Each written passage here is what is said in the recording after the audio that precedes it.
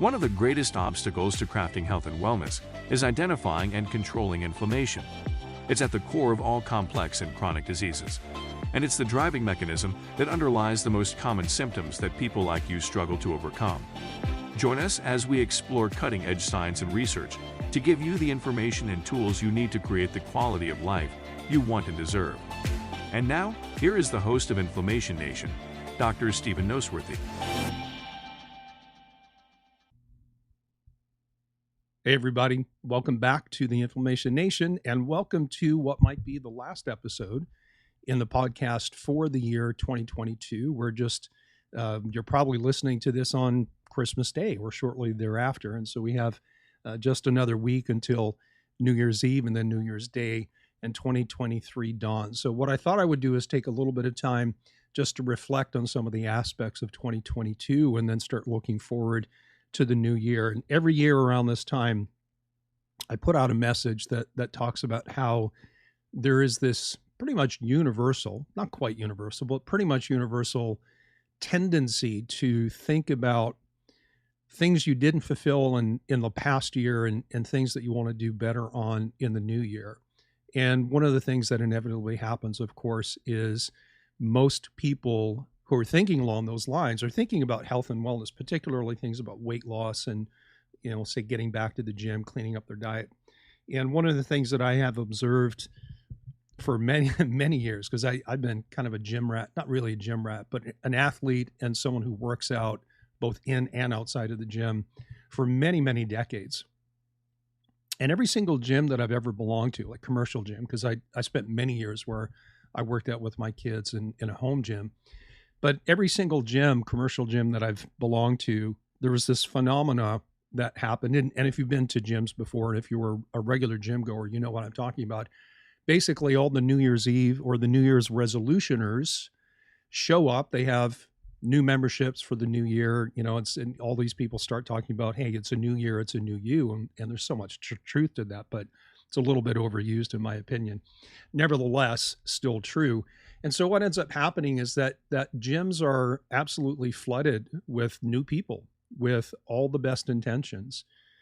And one of the things that inevitably happens is that whether it's a couple of weeks or a couple of months or several months after January 1st, after that first workout or the first day of your diet in that year, people start falling away.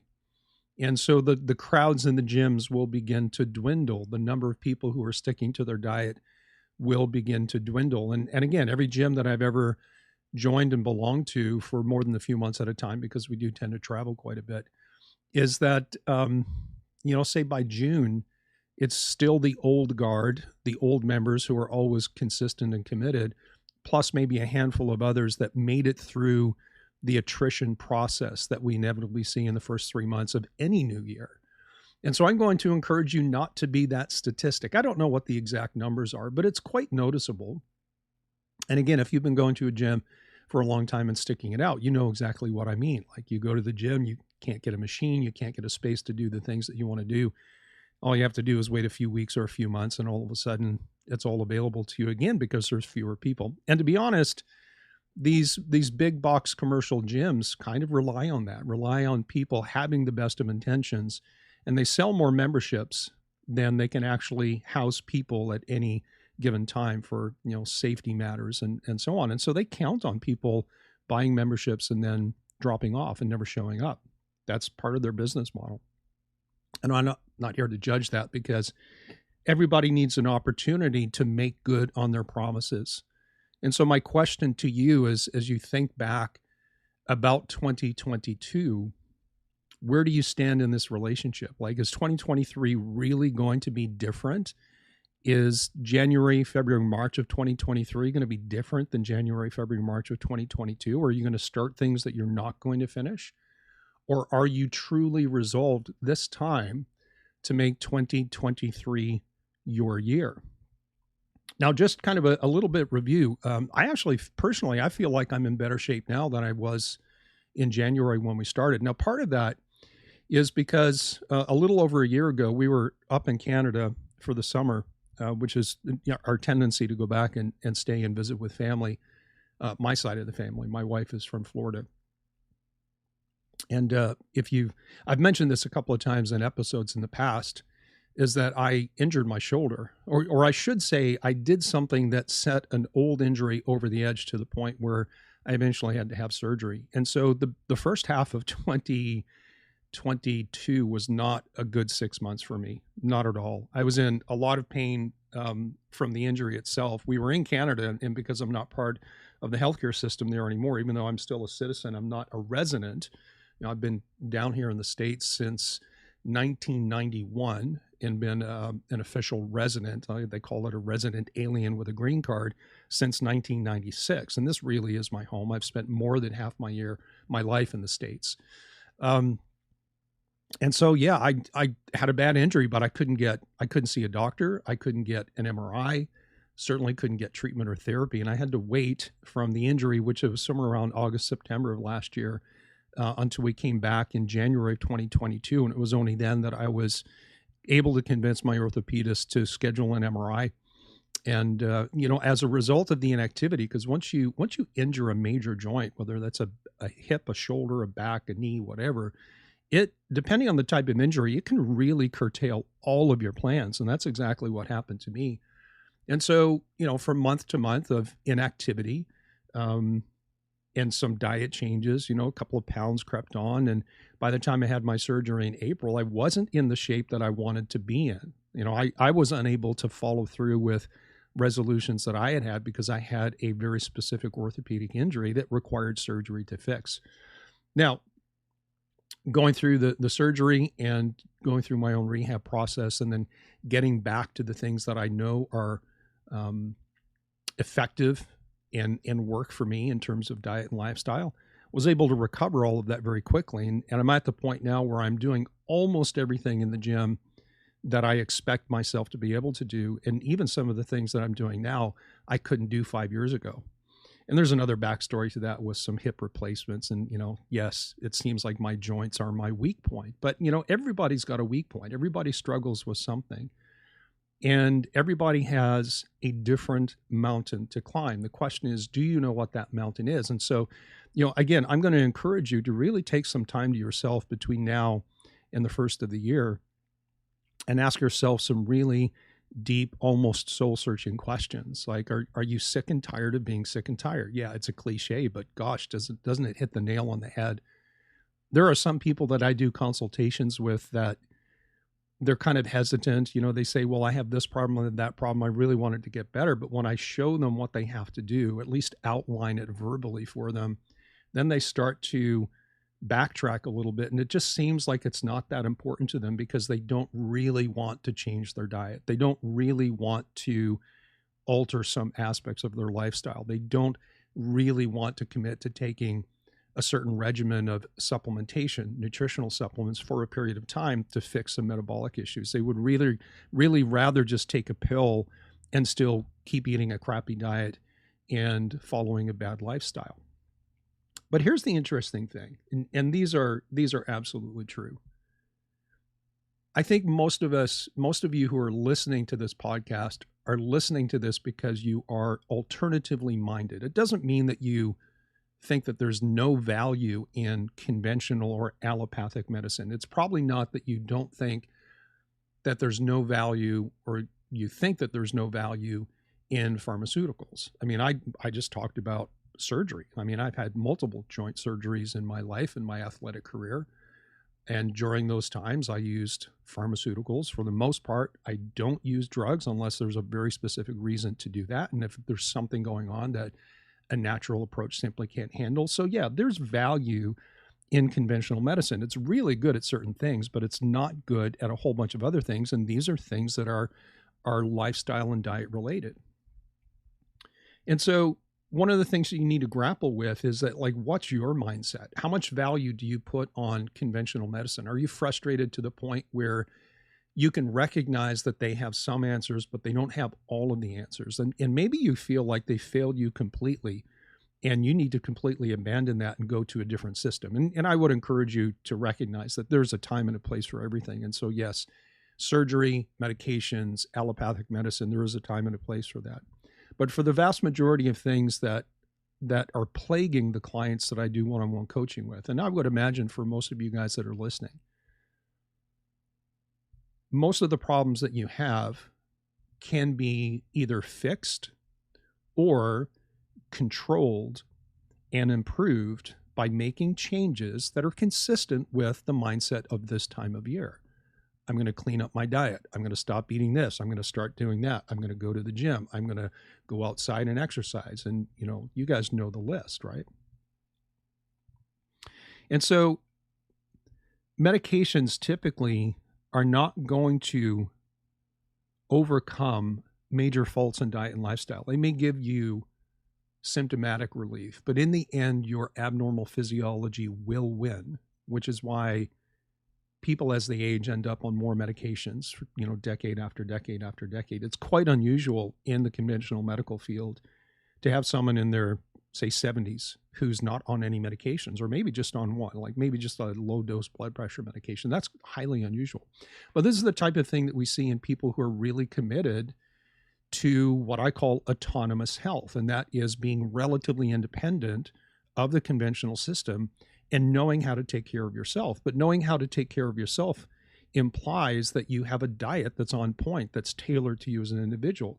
It implies that you understand what your metabolic challenges, or I call them glitches, what your metabolic glitches are. Is it your hormones? Is it your gut? Is it your brain? Is it your blood sugar control? Is it your adrenals? Or is it fill in the blank with any major physiological system? And so just like you can't restore health with pharmaceutical medications.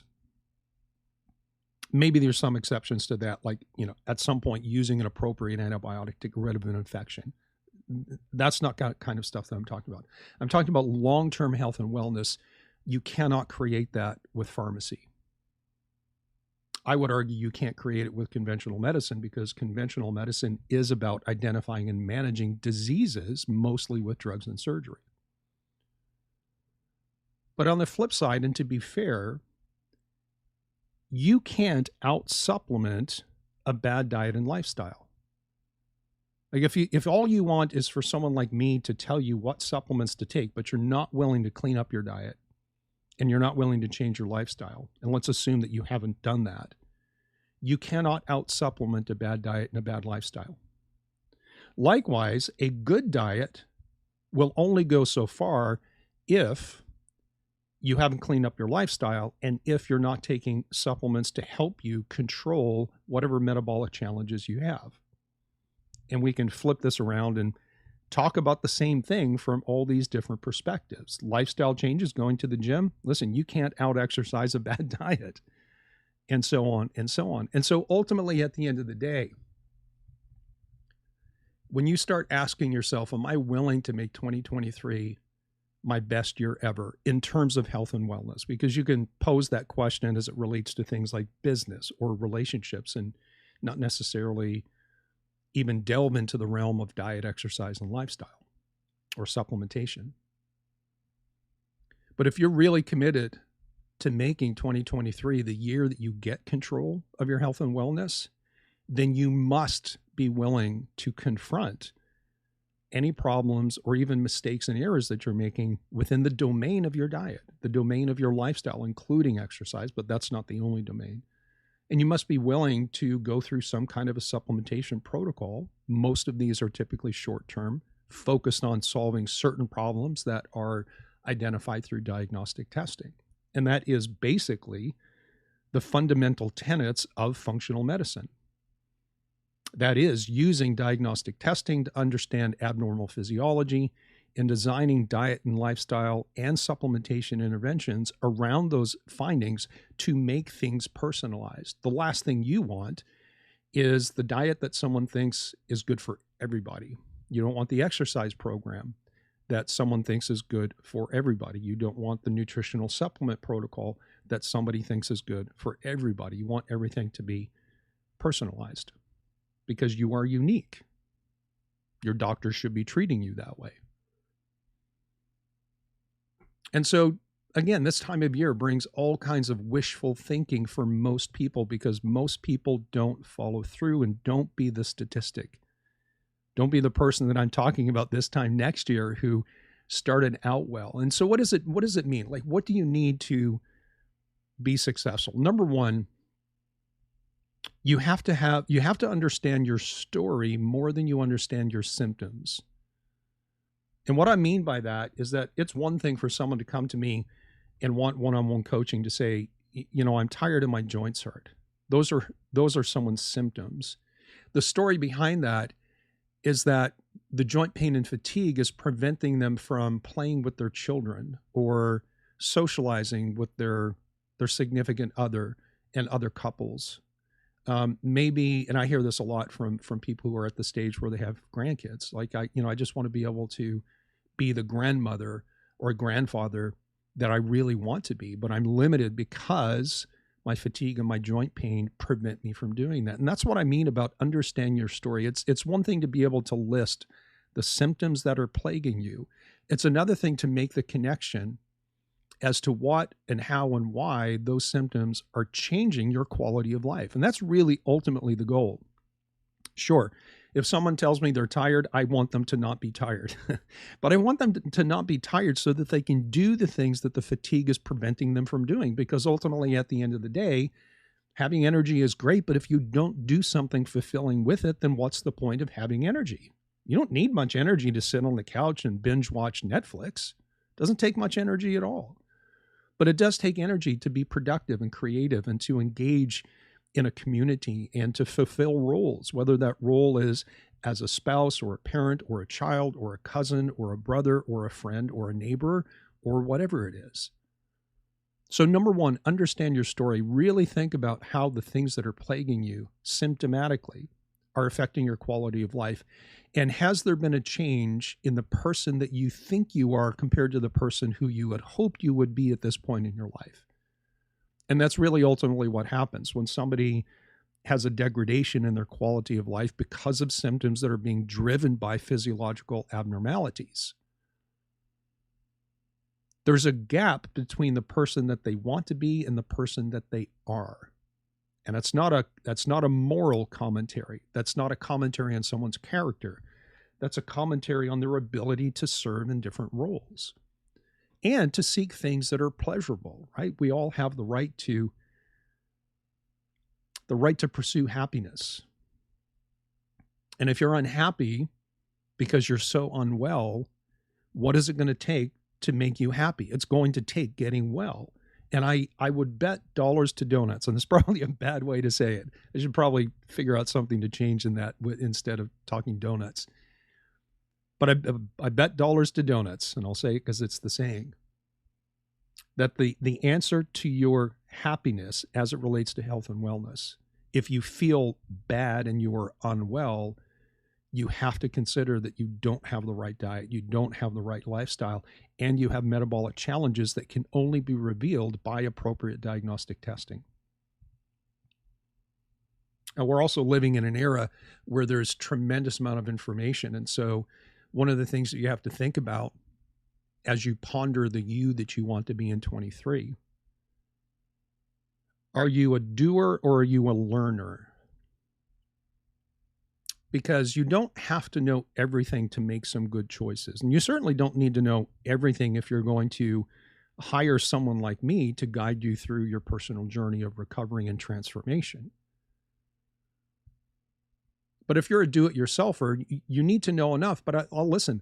I talk to a lot of people who just want more information. And really, they're stuck in this. And I will admit that I am, in some parts of my life, I am very susceptible to this. I'm susceptible to the analysis paralysis. Like, I'm not ready to change my diet because I don't fully understand what the perfect diet is yet. Or I'm not ready to commit to going to the gym or going outside to exercise or finding some kind of active activity that I enjoy because I don't know enough about how it's going to impact my body or what kind of commitment. My point is this. You don't have to be the clinician. And again, if you're a do-it-yourselfer, that's great. But at some point, you have to pull the trigger and either do a program, not just learn, do it, or hire someone to help walk you through and keep you accountable. And that's the power of the type of one-on-one coaching that I do is that, I'll tell you that a lot of people that I work with in a one-on-one capacity know a lot of stuff about their body and about different systems. There are courses out there, and I have some of these on my website, right? I've got a thyroid course, a gut course, and detox course, and people take those, and then they just eventually call me and say, okay, I'd like to work one-on-one.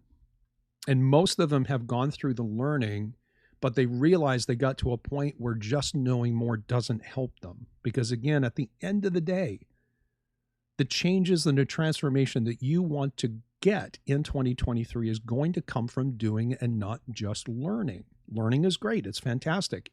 And across the board, the average new client that I take on as a one-on-one coaching client is far more better educated than clients that I started working with 10 years ago. Sometimes there's too much information. So ask yourself, are you in analysis paralysis?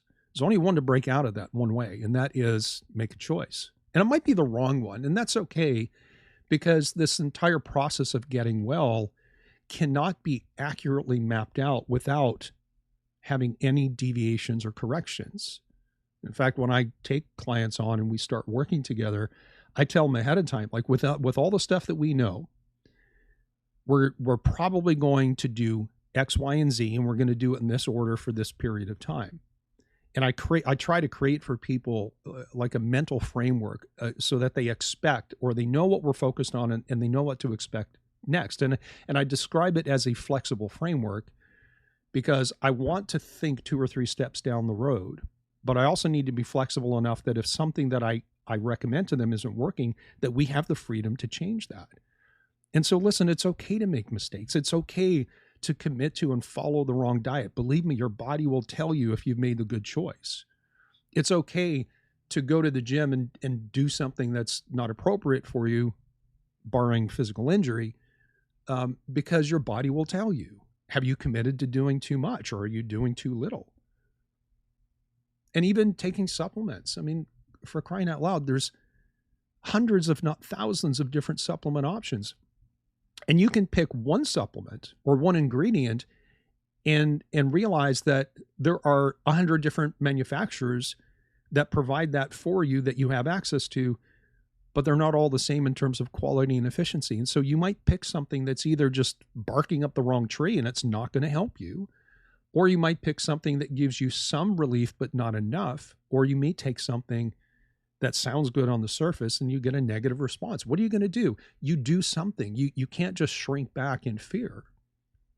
I'm afraid to do anything because I'm afraid of making a mistake. Well, guess what? That's going to happen. You're going to make mistakes, and that's okay. The question is, are you going to learn from it? I do remember earlier, very early on when I started this podcast, I talked about one of my favorite books from an author named John Maxwell. And the title of the book is Failing Forward, still one of my favorite books. And it's written for, kind of like the businessman, but the principles apply to any domain of life. And the point is this, is that there's no such thing as failure, only feedback, what works and what doesn't. And the point is to not avoid failure. The point is to fail, but fail forward, meaning you try something, it doesn't work, you take the feedback and you change what you do, and you get better results, but maybe it's not perfect. So you failed. Great. What's the feedback? How do I change my behavior and my choices? That applies to your diet. It applies to your lifestyle. It applies to your supplementation. It applies to the diagnostic test that you might want to run to figure out what the heck is going on with you. And it has a lot to do with whether or not you're going to get discouraged in the first few months of 2023. No matter what you choose to do, at some point, you may get discouraged because you're not getting the results you're looking for. Don't stop. Learn more and make different choices, or maybe hire someone to guide you, and that's okay. I feel like I'm up on my soapbox right now. I'm watching the clock and trying to keep this within 20 or 30 minutes. But, to be honest, this kind of stuff is really, I have a passion for this because I have been in a place where I have suffered with poor health. And again, going back through 2023, there was one episode where I talked about my own struggles with weight and with inflammation and with blood sugar control. So I'm not speaking from an ivory tower where I have never struggled with things that you struggle with. Now, of course, I don't know your situation. You might have things that I have never struggled with. My point is, I have been in that place where you think, my gosh, is this going to be my life for the rest of my life? This is terrible. This is not how I want to live. And so you learn and you grow. You decide to do things. You do them. You make mistakes, you get the feedback, and you do better. But don't stop. The people who make it through to the end of 2023 and look back and accumulated a year of pursuing transformation, health, wellness, quality of life, and realize that they are closer to being the person that they know they should be, are the ones who didn't stop. They're not the ones who picked the right stuff right away. But they had this dogged, or will have had this dogged determination that no matter what comes, every day they're going to get up and they're going to make a good choice and they're going to do something rather than just simply learning. Or going back to bad habits because it's just easier.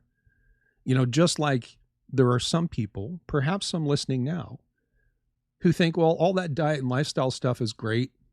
I don't know that I want to do it. Can't you just give me a pill, whether that's a supplement or a pharmaceutical? There are a lot of people who, after a couple of weeks of working out and maybe half modifying their diet, are going to realize that it's just easier, not better, it's just easier to go back to their old habits. I mentioned this just an episode or two ago, and it's come up a couple of times in my coaching with my one-on-one people, where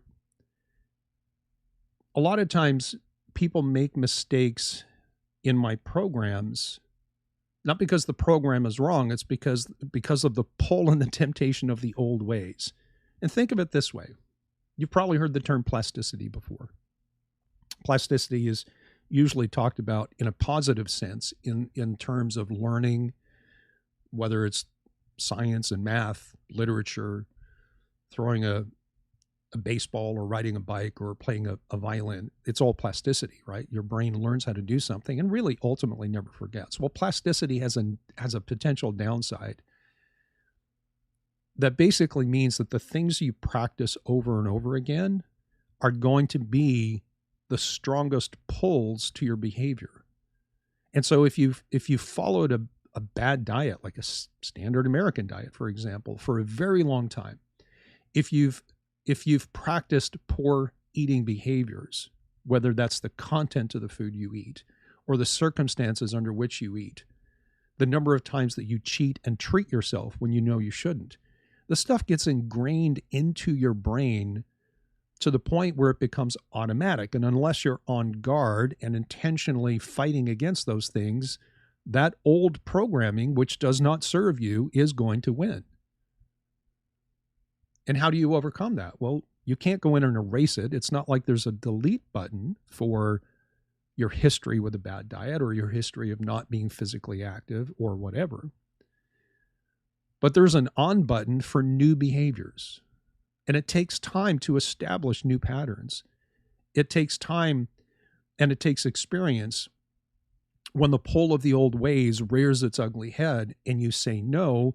That's one tick in the column of new programming. Every time that your old programming rears its ugly head and you cave, that's one tick in the column of who's going to win, the old program in that case.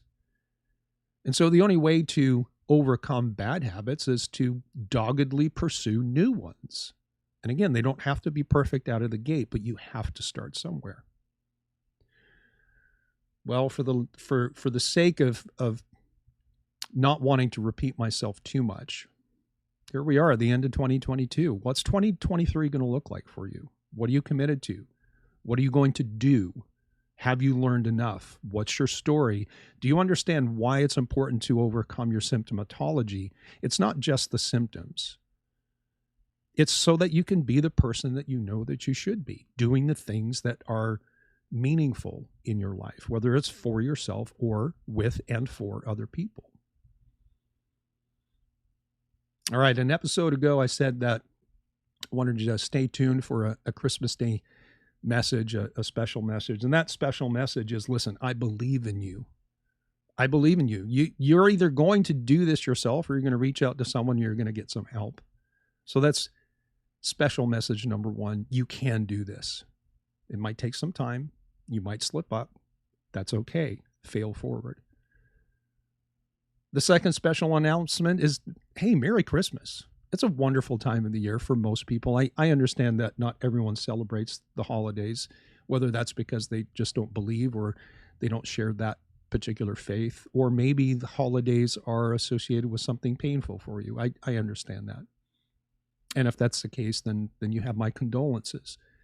But for most of us, the holidays are busy, but they're happy. And I really, from my family to yours, I truly wish you a Merry Christmas and a happy, prosperous, and healthy New Year. And if there's anything that I can do to help you along the way, whether that is covering certain topics in the podcast, you can send me an email. You can email me at podcast@drnoseworthy.com, podcast@drnoseworthy.com. But also, what I'm going to do, and this is part of that special announcement, is for, between whenever it is you're listening to this and the end of January 2023. So at midnight, as we transition from the end of January into the beginning of February, I am offering listeners to the Inflammation Nation podcast a 50% discount on my initial consultation. And I'll put a link in the description, and you'll be able to click on that, and it will take you to a page if you're interested in talking to me to see if a personalized lifestyle functional medicine program is an appropriate thing for you. If you feel like you're stuck or you need help, you need some guidance, or maybe you've got really big problems and you and nobody else has been able to figure it out for you, everything starts with the initial consultation. And so for the month of January 2023, and this offer ends at the end of 2023, all you have to do is click on the link in the episode description here, and that will take you a page, and we can make that happen. As soon as you fill that out, I'll be happy to reach out to you, and we can set a time where we can go through your history. We can talk about your symptoms. We can talk about your story. We can review labs that you've had in the past, whatever it takes to get to an understanding of whether or not I feel like I can help you or not. And I will tell you, I will be completely honest. If I think that something you have is not something that I can handle, I will let you know. But for the most part, that doesn't happen. Every once in a while it does.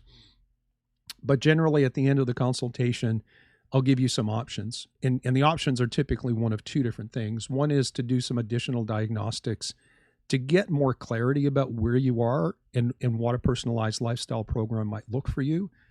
But there are many cases where I'm pretty much know that by the time we've ended our initial consultation, I know what we're dealing with. We might need a few more details, but I might be ready to give you my recommendations about that personalized lifestyle program right then and there. But I'll lay it out for you, and then you get to choose, because this is your life. I'm only here to help.